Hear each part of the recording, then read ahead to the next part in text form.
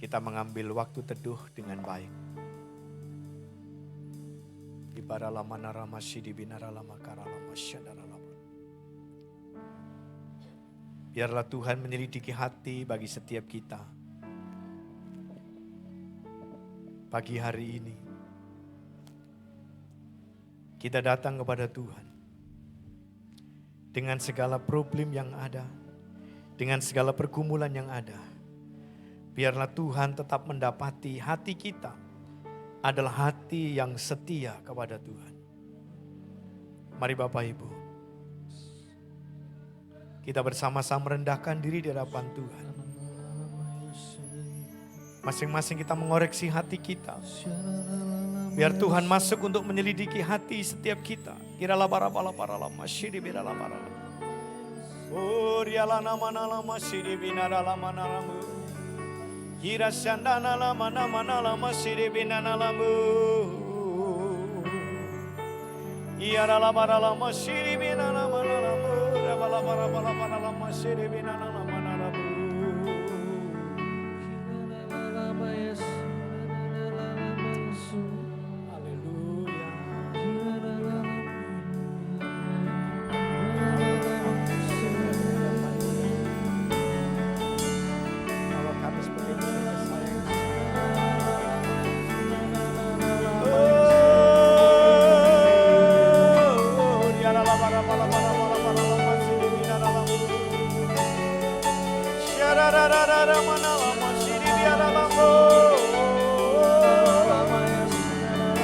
Ini hati kami Tuhan, ini hidup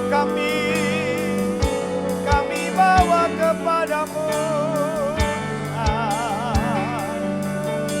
Biarlah menjadi persembahan yang hidup dan kudus berkenan di hadapan Tuhan.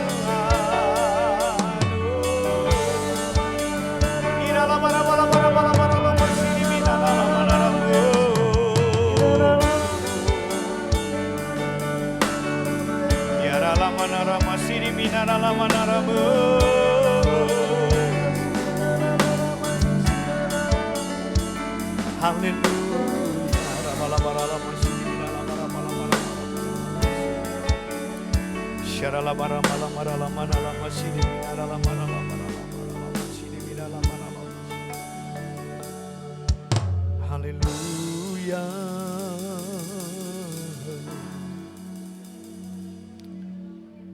Kami bersyukur karena kami ada hari ini. Karena Engkau saja Tuhan. Karena itu kami persembahkan kehidupan kami kepadamu.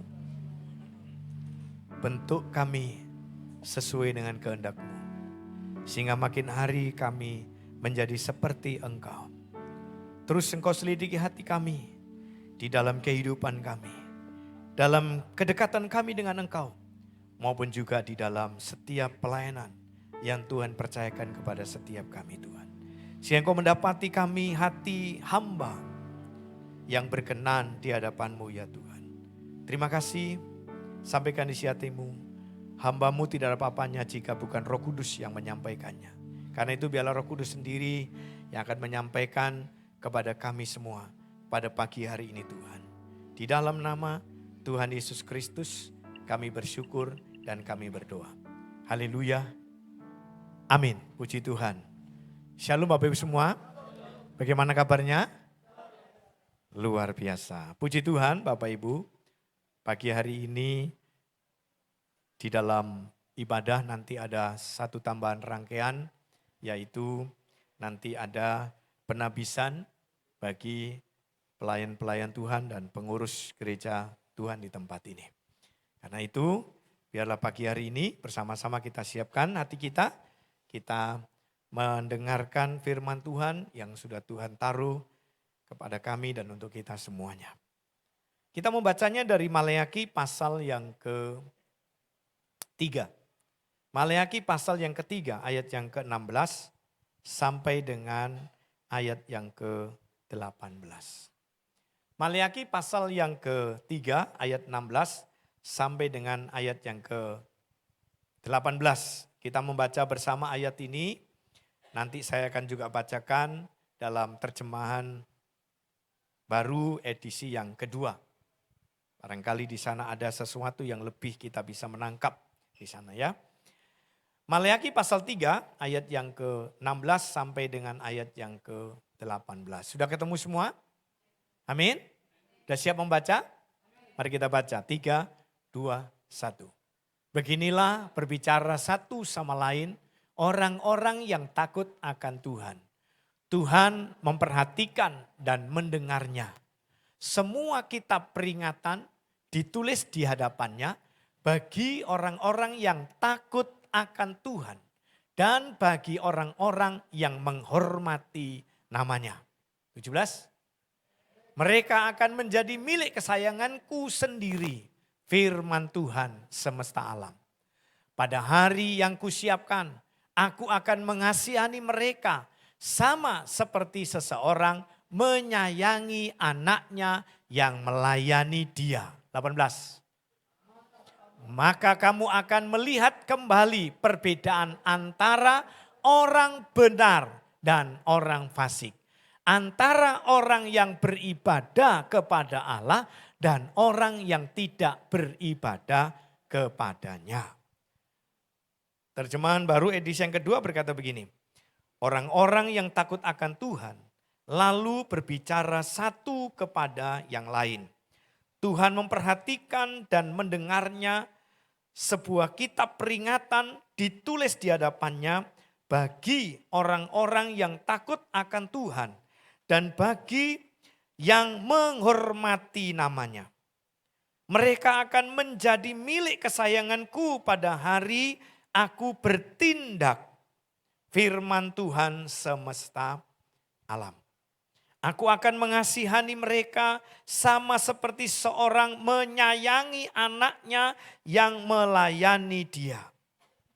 Maka kamu akan kembali melihat perbedaan antara orang benar dan orang fasik. Orang yang beribadah kepada Allah dan orang yang tidak beribadah kepadanya. Amin. Puji Tuhan, diberkati kita yang membaca, yang merenungkan, terlebih yang melakukan dalam kehidupan kita sehari-hari. Haleluya. Saudara yang dikasih Tuhan, judul pagi hari ini adalah menjadi milik kesayangan Tuhan. Coba cek kanan kiri, pastikan benarkah kita ini sudah milik kesayangannya Tuhan? Halo, sudah? Sudah ya? Kita semua disayangi oleh Tuhan, menjadi milik kesayangan Tuhan. Amin. Saudara, kalau saya membayangkan ayat ini itu seolah ada satu perkumpulan gitu ya. Seolah ada satu perkumpulan, mereka itu lagi kumpul antara orang-orang yang takut akan Tuhan gitu kan. Orang-orang yang takut akan Tuhan ini ngobrol bersama, berbincang-bincang gitu saudara. Berbincang-bincang ngobrol bersama. Salah satu kalimat yang muncul, ini orang-orang yang takut akan Tuhan. Mungkin di situ imannya mulai turun. Lalu dia berkata begini, tampaknya ibadah ini sia-sia. Gitu. Mereka ini sebenarnya orang-orang yang takut akan Tuhan, mereka berkumpul gitu ya. Lalu ngobrol bersama gitu kan. Ngobrol bersama, lalu kalimat yang muncul adalah kayaknya ibadah ini, waduh sudah sia-sia juga lah kita rajin-rajin beribadah. Kita ini tekun-tekun beribadah sia-sia juga kan keadaannya kita yuk masih gini-gini aja. Tidak ada apa yang berbeda dan lain sebagainya. Saudara itu yang ada. Lalu ternyata Tuhan itu punya telinga dan Tuhan itu telinganya bisa mendengarkan. Yang setuju dengan saya katakan amin. Ya. Obrolan yang walaupun mungkin obrolan santai, obrolan mungkin sejenak obrolan. Tapi Tuhan itu punya telinga yang kita sembah Tuhan yang punya telinga. Yang juga telinganya bisa mendengar. Bukan Allahnya orang Amori, bukan Allahnya orang Het. Ya toh? Di mana mereka punya Allah. Tapi Allah yang punya telinga yang tidak bisa mendengar. Nah Allah yang kita punya, Allah yang punya tangan. Dan Allah yang punya tangan, tangannya bisa bergerak. Kalau Allahnya orang Amori, Allahnya orang Het, itu punya tangan. Tapi tidak bisa melakukan apa-apa, tidak bisa bergerak. Coba ini bisa diperbandingkan di sana ya kan. Kemudian kalau Allah kita, Allah yang punya kaki, Allah yang bisa berjalan. Allah yang bisa menjumpai siapapun dan dimanapun berada bagi umatnya. Milik kesayangannya. Tapi Allahnya orang Amori, Allahnya orang Het, ya kan? Itu punya kaki tapi tidak bisa berjalan kalau tidak dipindahkan. Ya, kalau tidak dipindahkan, Allahnya orang Amori, Allahnya orang Het, itu tidak bisa berjalan. Karenanya Yosua menyampaikan satu peringatan. Yosua itu menyampaikan kepada umat Israel, tentukan pilihanmu hari ini. Kamu mau beribadah kepada siapa? Kepada Allah nenek moyangmu, Allah Abraham, Ishak dan Yakub. Di mana Allah Abraham, Ishak dan Yakub adalah Allah yang punya mata bisa melihat, Allah yang punya tangan bisa bergerak, Allah yang punya mulut dan bisa berbicara, Allah yang punya telinga dan bisa mendengar, Allah yang punya kaki dan bisa bergerak untuk melakukan segala sesuatu. Atau pilihan kepada bangsa ini mengikuti Allah orang Amori, Allah orang Het, bangsa-bangsa yang dilewati, yang pernah didiami. Di mana mereka juga menyembah kepada Allah, tapi bukan Allah yang mampu seperti Allahnya Abraham, Ishak dan Yakub. Allah mendengar perbincangan mereka. Dan perbincangan itu disimak oleh Allah dengan baik. Makanya muncul kalimat itu di ayat yang ke-16. Coba ditayangkan kembali ayat 16. Ya. Beginilah berbicara satu sama lain orang-orang yang takut akan Tuhan. Dan dikatakan Tuhan memperhatikan dan mendengarnya. Lihat kalimat awal, beginilah berbicara satu sama lain orang-orang yang takut akan Tuhan. Apa pembicaraannya? Pembicaraannya di ayat 13. Kata-katamu sangat besar, sangat kasar terhadap aku firman Tuhan. Tetapi kamu berkata, kata-kata kami yang mana melawanmu? Kamu berkata sia-sialah beribadah kepada Allah. Loh itu ya. Sia-sialah beribadah kepada Allah. Apakah untungnya kita memelihara ketetapannya dan berjalan dengan pakaian kabung di hadapan Tuhan semesta alam. Sekarang kita menyebut orang sombong berbahagia. Orang yang berbuat fasik itu bahkan saja beruntung. Tetapi juga luput meskipun mereka mencobai Allah. Itu kata-kata yang muncul. Bukankah itu yang ada sekarang ini Bapak Ibu di sekitar kita? Ya kan? Mereka lo tidak beribadah, ya berhasil dan sukses. Ya kan?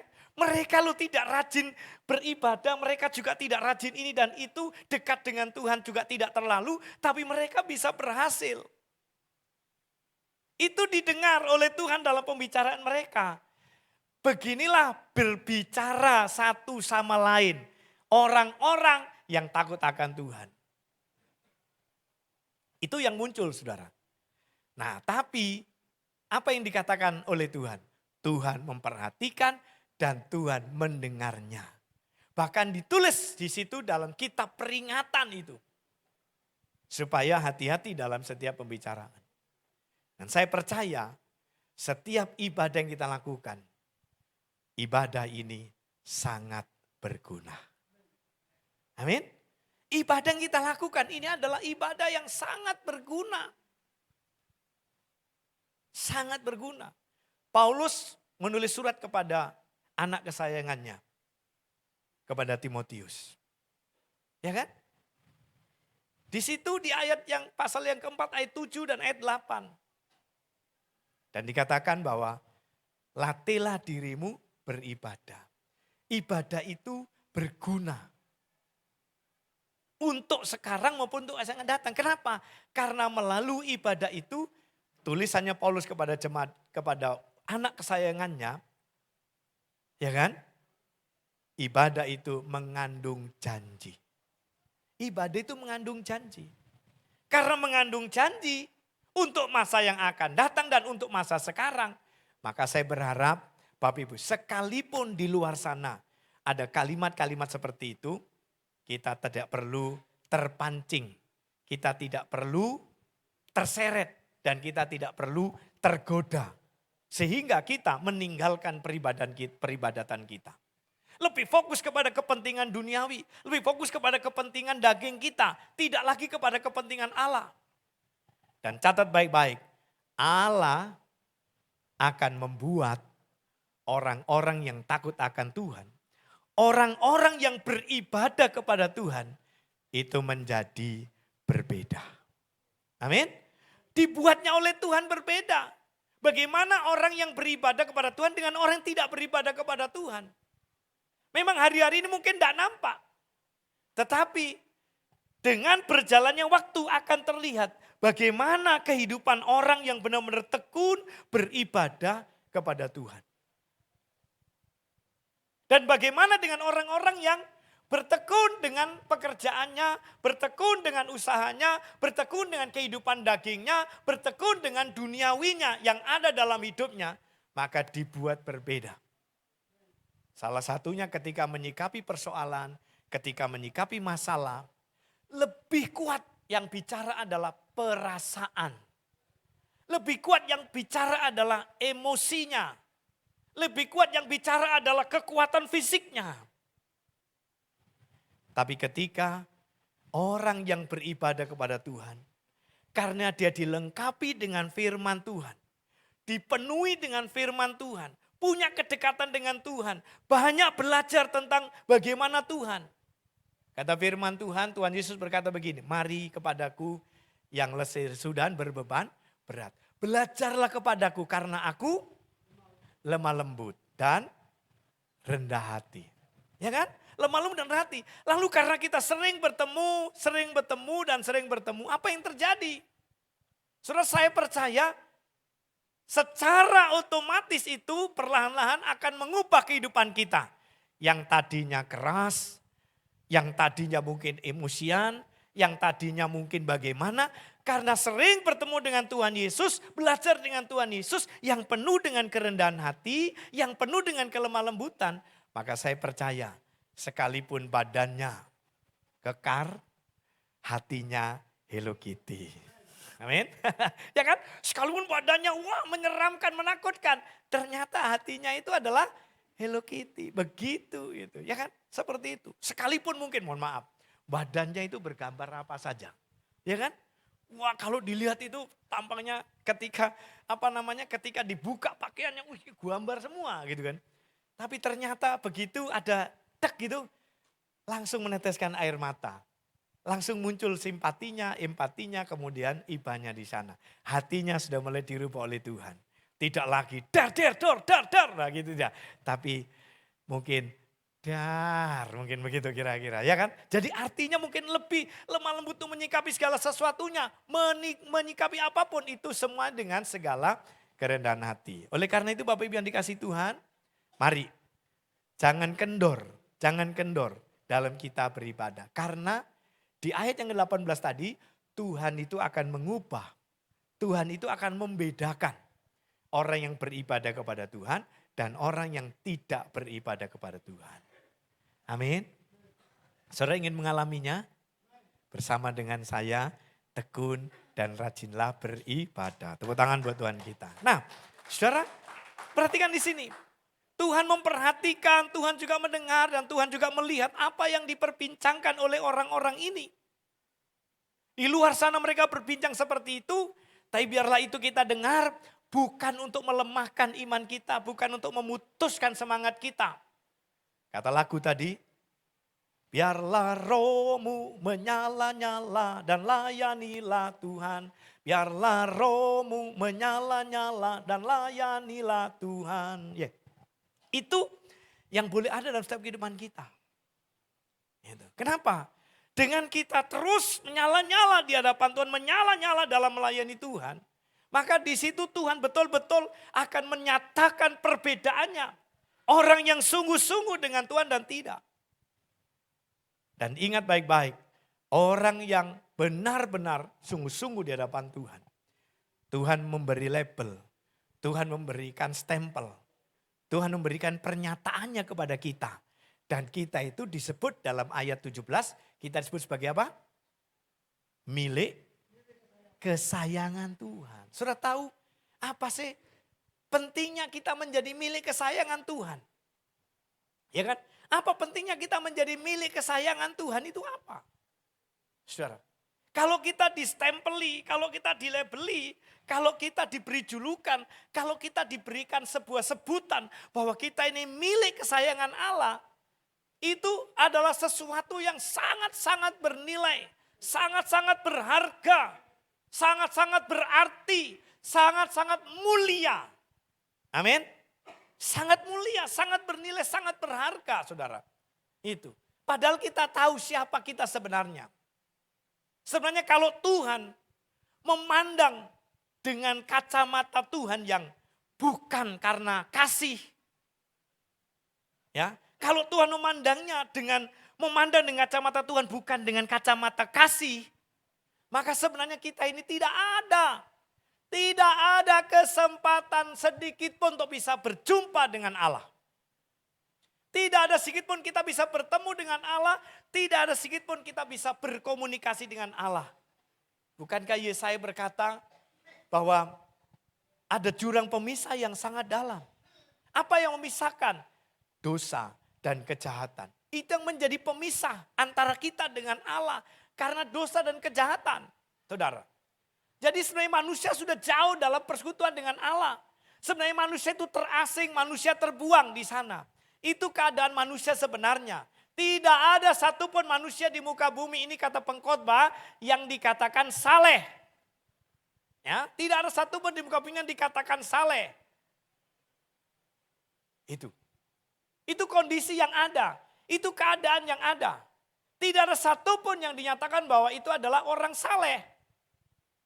Dengan kata lain, manusia itu sebenarnya seperti zaman purbakala, seperti zaman tempoe dulu, pada waktu Adam jatuh dalam dosa sampai kepada Nuh.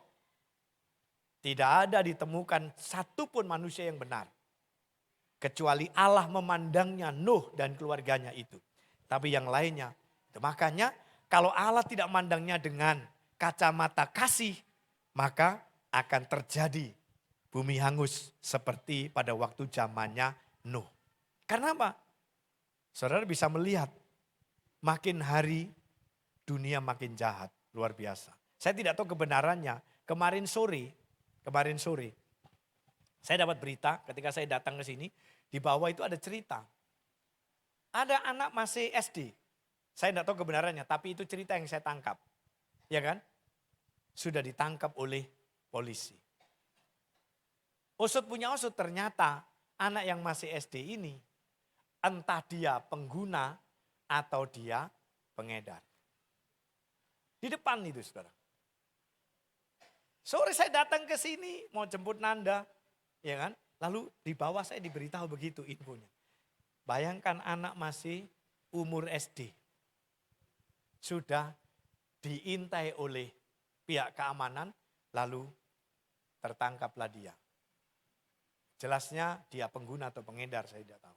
Itu artinya apa? Kejahatan sudah melanda.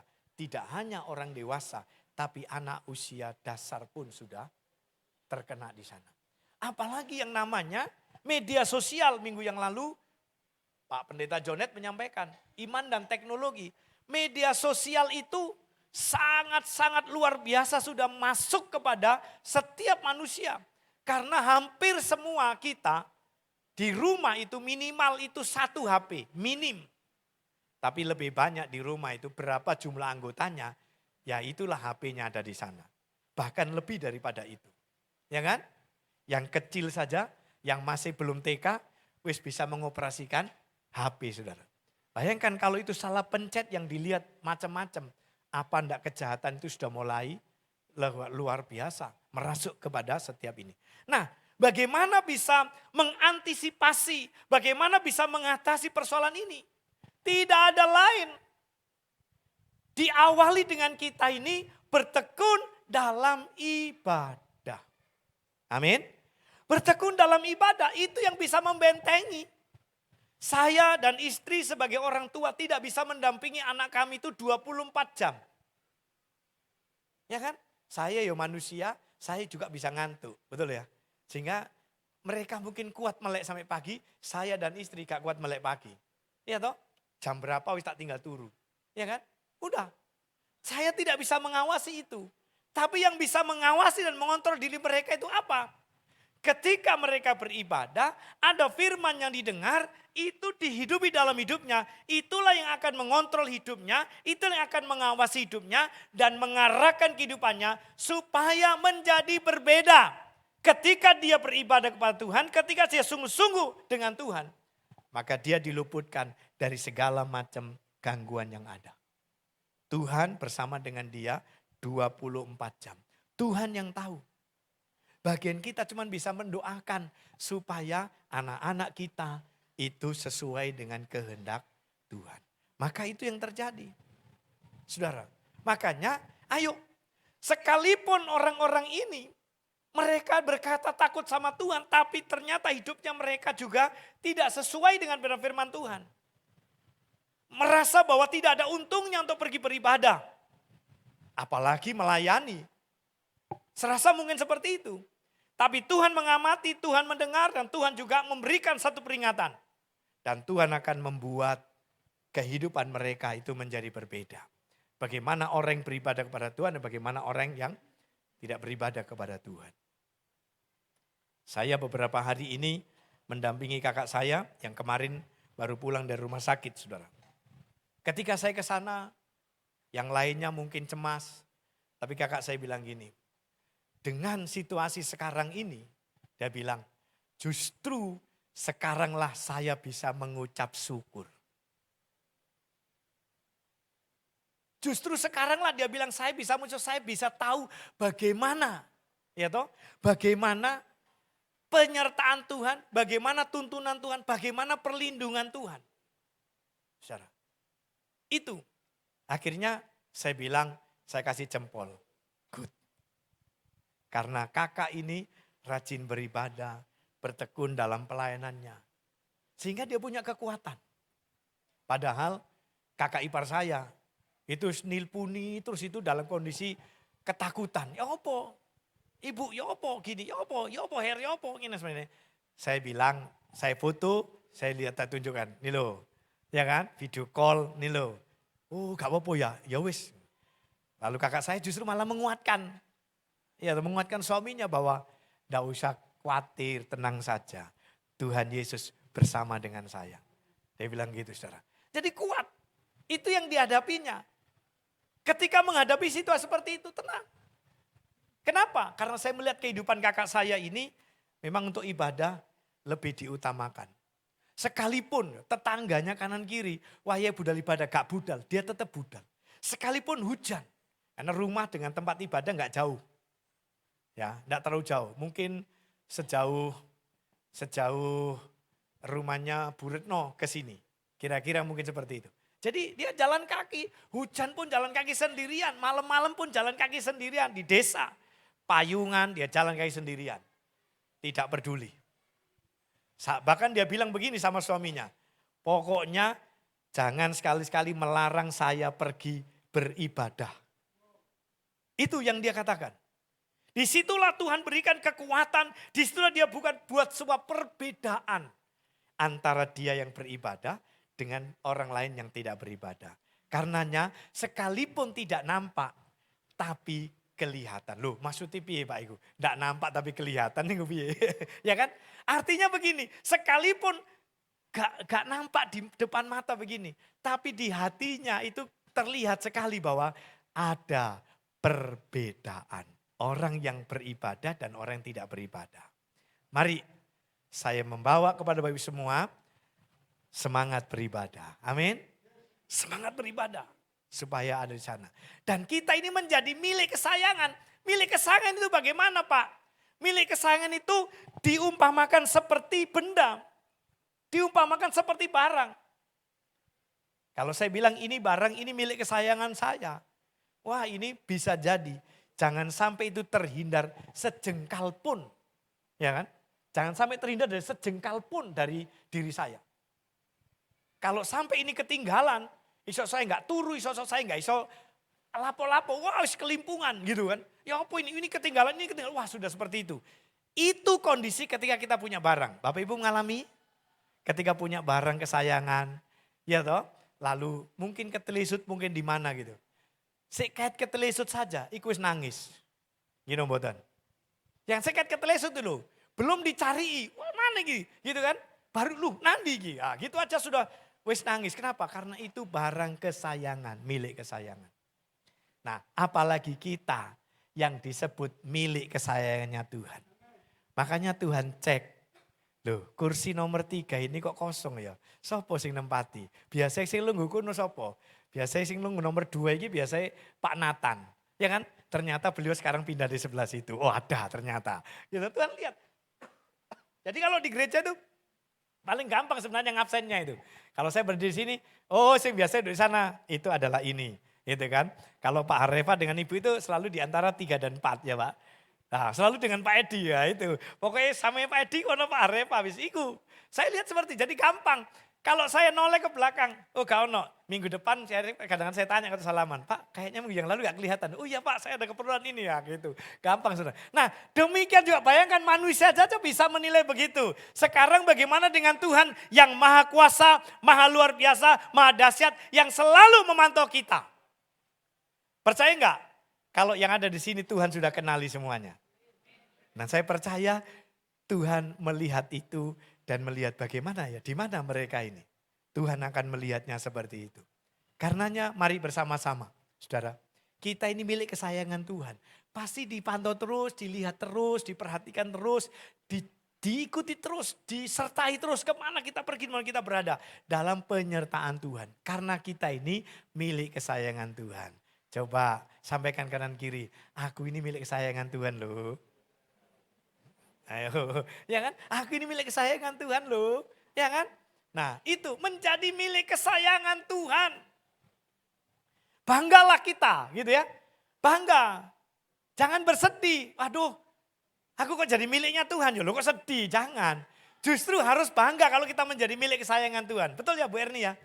Jadi milik kesayangan Tuhan bangga gak? Bangga ya toh, bangga gitu, justru bangga gitu. Itu makanya Tuhan mau kita ini bersuka cita karena kita ini milik kesayangan itu. Ya kan? Saya bayangkan gitu kan. Saya bayangkan seandainya ini.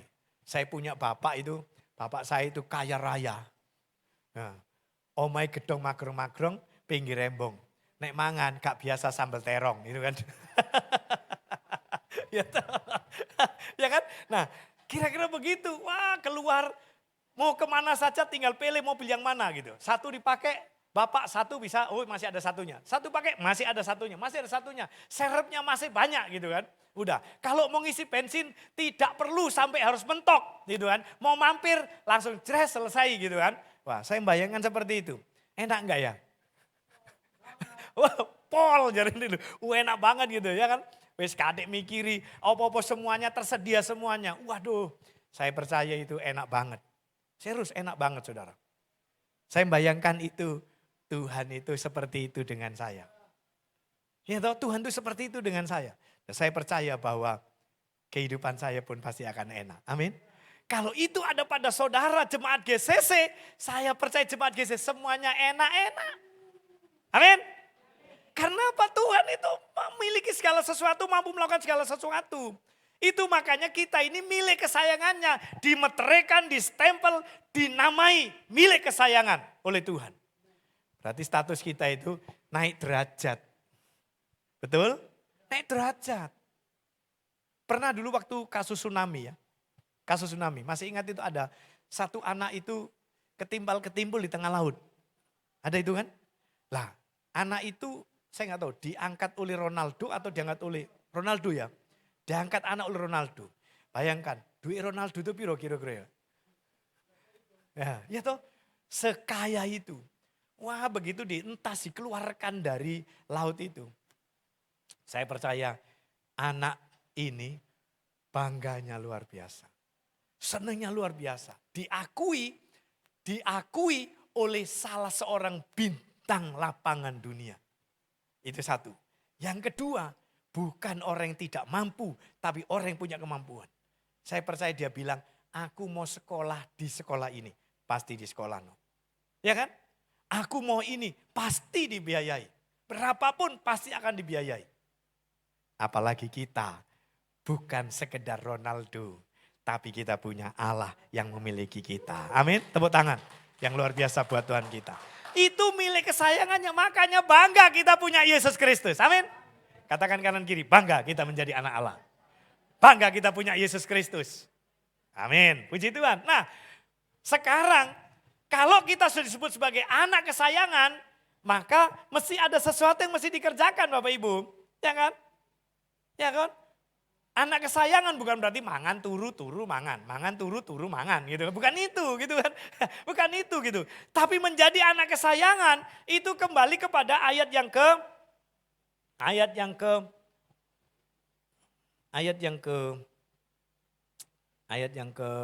17 bagian B. 17 bagian B. Ya. Mereka akan menjadi milik kesayanganku sendiri, firman Tuhan semesta alam pada hari yang kusiapkan. Nah, bagian B. Aku akan mengasihani mereka sama seperti seorang menyayangi anaknya yang melayani dia. Nah, yang pertama, kalau sebelum kita bicara dalam untuk melayani, maka dimulai dengan ketaatan. Loh, konco saya nanti kabeh iki, arep tajak nyanyi. Ayo Mas, nyanyi Mas. Nyanyi, tajak nyanyi ya. Ngali kabeh. Waduh. Ngali kabeh. Wah, Limar ya. Ayo Mas Farel. Udah tak kirim tadi lagunya. Ya, tolong singer bisa bantu saya lagunya. Sudah saya kirim di grup. Ya, lagunya Hati Hamba. Oke, terima kasih. Anak-anak cilik.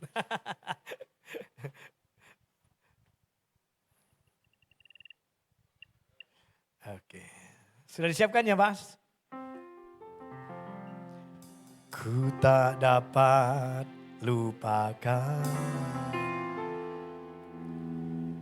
kebaikan yang ku terima,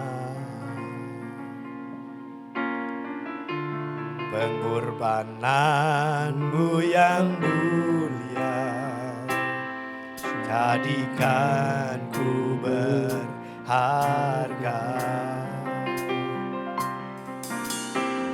Kau tulus menerima aku apa adanya,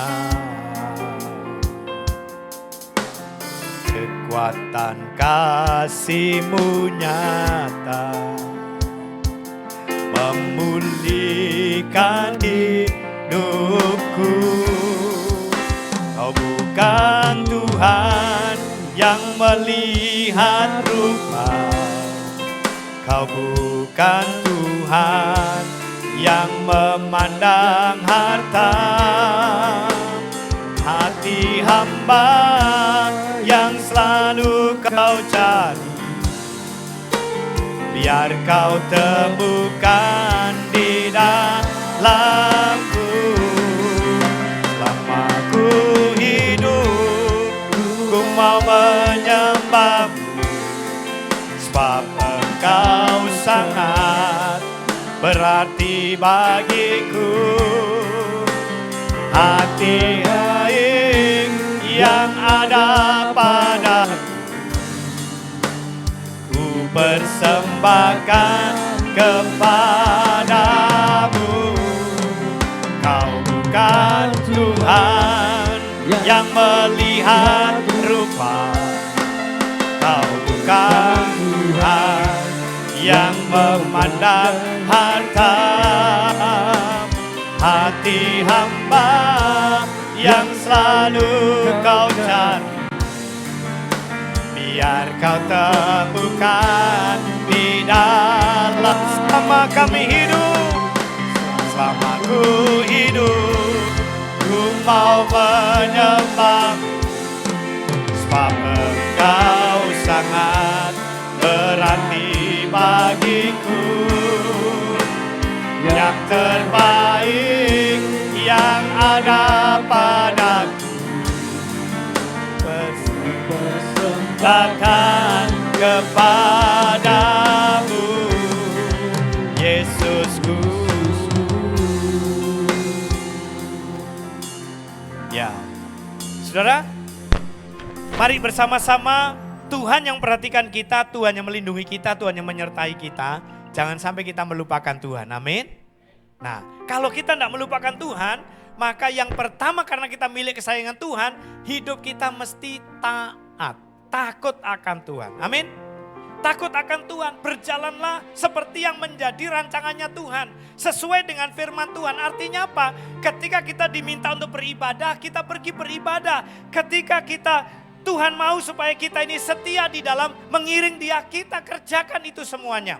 Kalau kita milik kesayangan Tuhan, lalu kita bertindak sesuai dengan isi hatinya Tuhan, maka kesayangan ini akan makin nyata dalam kehidupan kita. Amin. Anak kesayangan akan benar-benar menikmati apa yang dijanjikan oleh Tuhan ketika kita di dalam ketaatan.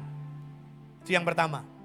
Ayo kita kerjakan ini dengan penuh kesungguhan hati, ketaatan ini. Ya. Yang kedua adalah layani Tuhan. Ya toh? Biarlah ditemukan pada kita ini hati sebagai hamba. Layani. Saya tidak tahu pelayanan apa yang harus saya bisa kerjakan. Saudara yang tahu apa yang saudara mesti, pelayanan apa yang saudara mesti kerjakan. Ada banyak di gereja ini bentuk-bentuk pelayanan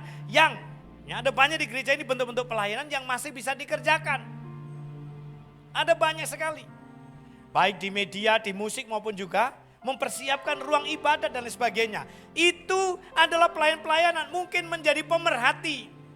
Contoh misalnya, saya percaya ketika Bapak Ibu ulang tahun, terus lupa tidak ada yang mengucapkan, apa yang terjadi?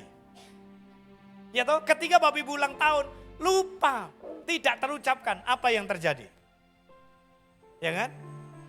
Saya percaya rasanya, walah kok gak ada perhatian ya gitu. Gitu ya. Anak melihat mamanya ulang tahun, tidak memberi ucapan. Kemudian suami istrinya ulang tahun tidak memberi ucapan, apa yang terjadi? Isok-isok dimasakno sih, tapi digosongno. Ya toh. Ya toh, kira-kira begitu. Ya kan? Mungkin begitu. Tapi enggak, jemaat GCC tidak begitu. Sekalipun tidak diperhatikan untuk ulang tahun, tetap masaknya ciamik soro. Amin. Amin. Nah, saudara, itu yang terjadi. Karena itu ketika mungkin ada orang yang mungkin punya hati, oh ya aku biasanya paling ini untuk mengucapkan ulang tahun. Kalau itu masuk kepada tim pelayanan di GCC, wah setiap ada yang ulang tahun, orang ini selalu mengucapkan ulang tahun. Saya percaya GCC akan merasa bahwa kita punya saudara, kita punya keluarga, kita punya papa dan mama di dalam satu gereja. Amin. Nah itu kelihatannya kecil, sekedar memberi ucapan selamat ulang tahun, happy birthday to you, sekedar itu saja. Tapi hati rasanya tidak mendongkol, hati rasanya les gitu. Kayak disiram baju londo, jari mak saya bien, gitu kan. Kayak disiram air yang sejuk sekali gitu. Wah langsung plong gitu saudara. Nah itu kecil sebenarnya, hanya memberi ucapan selamat ulang tahun saja. Itu bisa dikerjakan di sana. Ya, saudara yang dikasih Tuhan, mari. Pelayanan, apapun. Tapi pelayanan bukan untuk manusia. Pelayanan bukan untuk manusia. Yang Tuhan mau, pelayanan adalah untuk Tuhan. Amin. Segala macam motivasi pelayanan kita kerjakan, lakukanlah hanya semuanya untuk Tuhan, bukan untuk manusia. Karena kalau untuk manusia, kita tidak mendapat pujian dari manusia, kita kecew. Gitu. Tapi kalau dari Tuhan, Tuhan tidak pernah mengecewakan kita. Ada yang di sini dikecewakan Tuhan? Saya tidak pernah mengalami dikecewakan oleh Tuhan. Saya justru mengalami dicintai oleh Tuhan, disayangi oleh Tuhan, diperhatikan oleh Tuhan, ditolong oleh Tuhan. Sehingga biarlah Tuhan menemukan di hati saya adalah hati sebagai hamba. Hati sebagai hamba. Mari ditemukan di GCC ini juga adalah hati sebagai hamba. Yang melayani dengan sungguh-sungguh di hadapan Tuhan. Sebentar kita akan tabiskan beberapa pelayan Tuhan. Saya berharap bahwa pelayanan Bapak lakukan bukan karena kedekatan dengan Pak Herno. Bukan karena bendino Pak Herno ganteng irek gitu kan. Pak Herno ganteng irek, Bu Herno Ci Ayu nih rek. Bukan karena itu gitu kan. Bukan karena itu bendino muji saya gitu kan. Bukan karena itu lalu kita mulai angkat di sana. Tapi biarlah pengangkatan saudara untuk menjadi pelayan Tuhan adalah Tuhan yang melihat tadi itu. Tuhan yang memandangnya, Tuhan yang memberi kesempatan kepada saudara untuk melayani. Karena itu layani Tuhan di gereja ini sebagai wadah pelayanan adalah semuanya untuk Tuhan. Amin. Yang begini ini Tuhan akan rubah seperti ayat 18.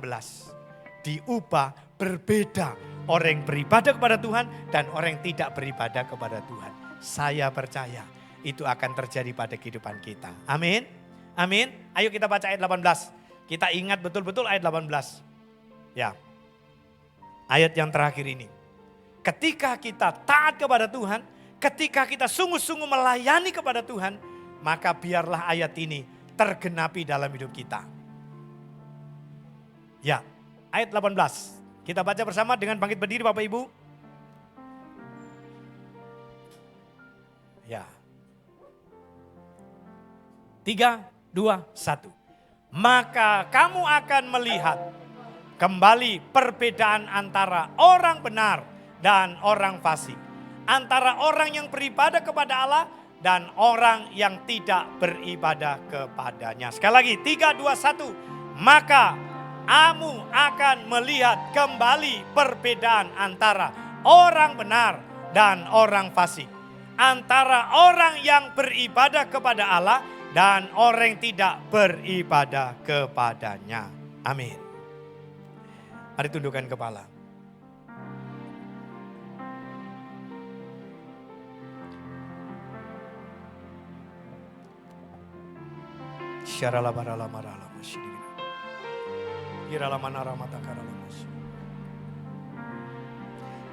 Kau bukan Tuhan yang melihat rupa. Kau bukan Tuhan yang memandang harta.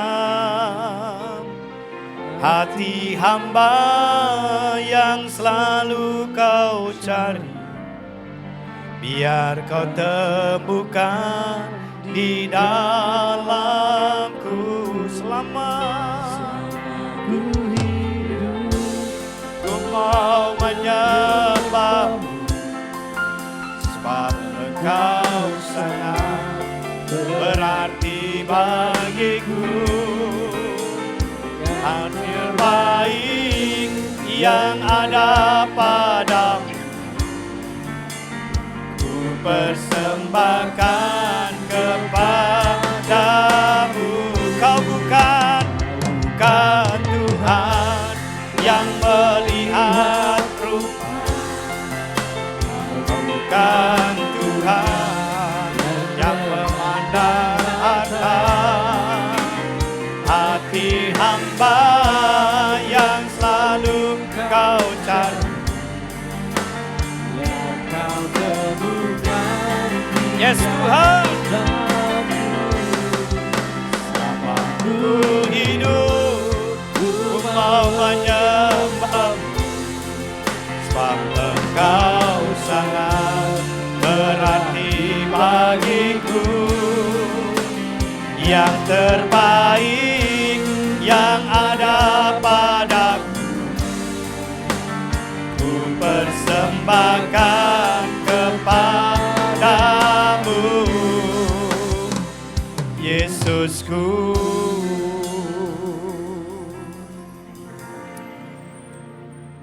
Terima kasih karena Kau sudah memilih kami menjadi milik kepunyaan-Mu ya Tuhan. Menjadi milik kesayangan-Mu sendiri. Biarlah kami menangkap dan mengerti sebagai milik kesayangan adalah pribadi yang sangat-sangat diperhatikan oleh Tuhan. Yang sangat-sangat diperdulikan oleh Tuhan. Bahkan tidak bisa jarak sejengkal pun. Allah selalu memperhatikan hidup kami, selalu menyertai keadaan kami, selalu menuntun setiap langkah kami. Karenanya kami bersyukur Tuhan, kami berterima kasih karena status yang Kau berikan kepada kami. Selain menjadi anak Allah, kami adalah juga menjadi anak kesayangan-Mu, milik kepunyaan-Mu sendiri, milik kesayangan-Mu sendiri. Terima kasih Tuhan. Sebagai pribadi yang dimiliki oleh Tuhan sebagai milik kesayangan, biar kami bisa melakukannya. Apa yang sudah Tuhan percayakan. dengan mengerjakan ketaatan kehidupan kami dalam iman kami kepadamu. Untuk kami terus taat dalam perkataan kami, dalam perbuatan kami, dalam semua tindakan-tindakan perilaku kami semua. Apa yang diajarkan firman-Mu biar termeterai dalam kehidupan kami Tuhan. Untuk kami sejalan dengan apa yang Kau perintahkan. Ketika kami sejalan dengan apa yang Kau perintahkan, biarlah Tuhan kami menyenangkan hati-Mu. Dan benar-benar status kami menjadi milik kesayangan-Mu itu makin nampak dan makin nyata dalam kehidupan kami. Juga biarlah kami sebagai orang yang Kau miliki, kami pun melayani Engkau dengan sepenuh hati, dengan sungguh-sungguh, dengan penuh ketaatan kepadamu dalam pelayanan yang kami kerjakan. Sehingga benar-benar pelayanan kami menyenangkan hati-Mu. Tidak mengecewakan pilihan-Mu terhadap kami Tuhan. Dan itulah yang harus terus kami kerjakan. Sebentar nanti akan ada saudara-saudara kami yang nanti akan masuk di dalam penabisan untuk mereka melayani bersama di gereja-Mu ini. Melayani Engkau. Karena Tuhan, biarlah Engkau pakai mereka dengan komitmen mereka lebih sungguh lagi. Di dalam nama Tuhan Yesus Kristus, kami bersyukur, kami berdoa. Haleluya. Amin. Silakan dulu Bapak Ibu, kita lanjutkan. Kita masuk dalam seremonial untuk penabisan atau pentabisan pelayan-pelayan Tuhan yang selama Januari ini kami lakukan. Selama Januari ini kami belum